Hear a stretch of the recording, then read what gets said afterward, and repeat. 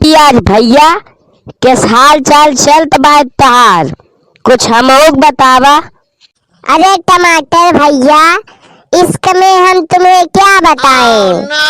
किस कदर चोट खाए हुए हैं कि इश्क में हम तुम्हें क्या बताएं? किस कदर मार खाए हुए हैं।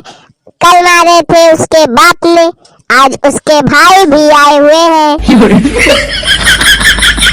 अरे वाह पियाज भैया, तू तो जवन तगड़ा डायलॉग मारिया कि दिल ने खुश कर दिया। अरे अबही का भाई, अबही अगवा तो सुना। उधर तुम मजबूर बैठे हो, इधर हम खामोश बैठे हैं। कि उधर तुम मजबूर बैठे हो, इधर हम खामोश बैठे हैं। बात हो तो क्या हो, जब दोनों तरफ बेवकूफ बैठे हैं। और भैया ई नवा नवा चैनल है हमार, तो चैनलवा सब्सक्राइब करके सपोर्ट करत जा। ऐसे नई नई वीडियो रोज देखे मिले आप सबका। वीडियो का लाइक करत जा और शेयर करत जा, और वीडियो कैसन लाग कमेंट करके बतावत जा। और वीडियो देखे के धन्यवाद।